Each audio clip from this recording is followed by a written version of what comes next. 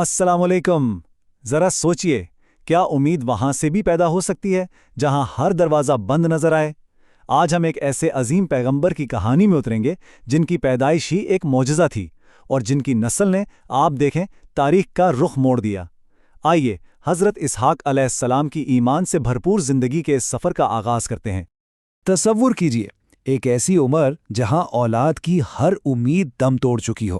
ایسے میں اللہ تعالیٰ نے اپنی قدرت کا وہ جلوہ دکھایا جس نے انسانی سوچ کی حدوں کو ہی توڑ دیا، اور یہ صرف ایک کہانی نہیں ہے، یہ امید اور اللہ پر کامل یقین کی ایک زندہ مثال ہے۔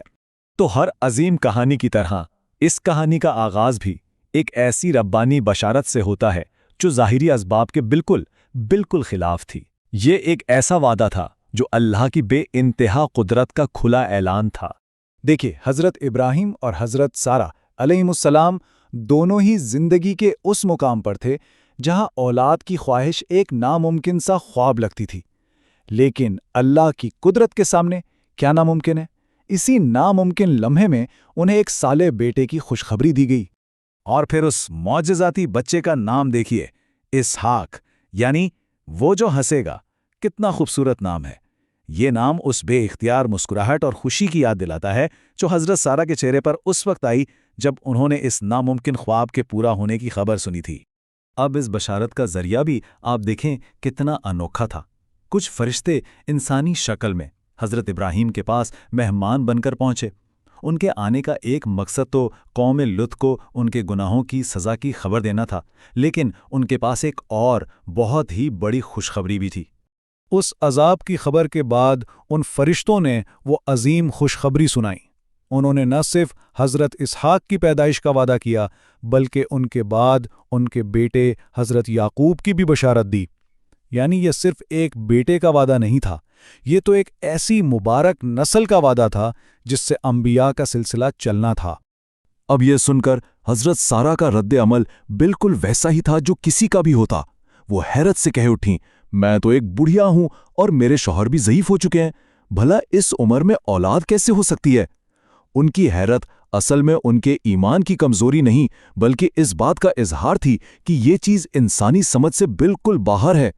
فرشتوں کا جواب وہ قرآن میں ہمارے لیے ایک سبق ہے۔ انہوں نے فرمایا، کیا تم اللہ کے حکم پر تعجب کرتی ہو؟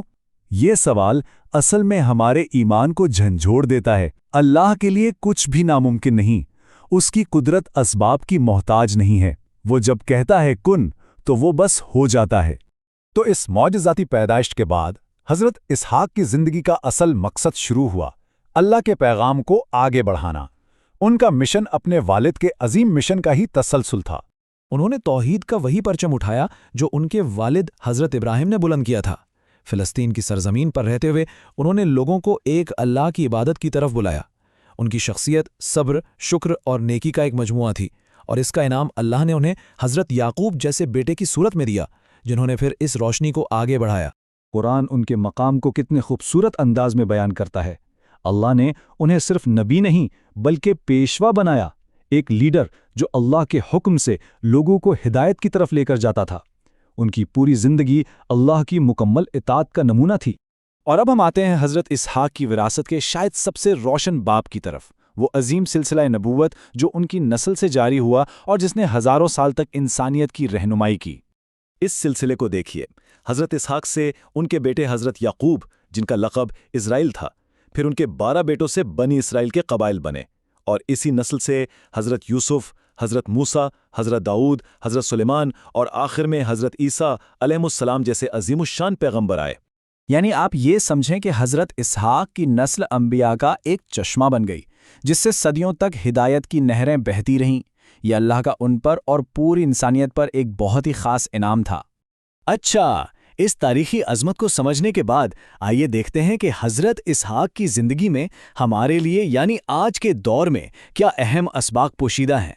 قرآن ان کی شخصیت کو قوت اور بصیرت والے کہہ کر بیان کرتا ہے، یعنی ان کے پاس ایمان کی قوت بھی تھی اور دین کی گہری سمجھ بھی، اور اللہ انہیں اپنے خالص بندوں میں شمار کرتا ہے جن کی ہر سانس، ہر عمل صرف اور صرف اللہ کی رضا کے لیے تھا۔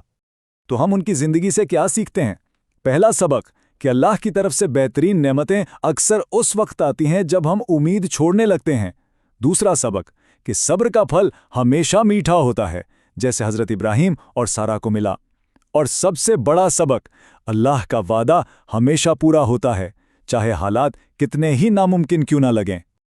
और अगर इस पूरी कहानी का एक जुमले में खुलासा करना हो तो वो ये है, हज़रत इसहाक की ज़िंदगी अल्लाह की रहमत से कभी भी मायूस ना होने का एक रोशन सबूत है। मुश्किल कितनी ही बड़ी क्यों ना हो, अल्लाह की कुदरत उससे बहुत बहुत बड़ी है। ये हमारे ईमान का बुनियादी नुक्ता है। अल्लाह के लिए कुछ भी नामुमकिन नहीं है। वो बंजर ज़मीन से फूल उगा सकता है और बुढ़ापे में औलाद दे सकता है। हमारा काम सिर्फ उस पर मुकम्मल यकीन रखना है। हम सब दुआ करते हैं कि अल्लाह हम सबको अंबिया जैसा सब्र, यकीन और इताअत नसीब फरमाए। आमीन। अगर इस कहानी ने आपके ईमान को ताज़ा किया है तो इस पैगाम को आगे बढ़ाकर सदकाए जारिया का हिस्सा ज़रूर बनें। हमारे चैनल को सब्सक्राइब करें और बेल आइकन भी दबाएं ताकि हिदायत का ये सफ़र इसी तरह जारी रहे। जज़ाकल्लाहु खैर।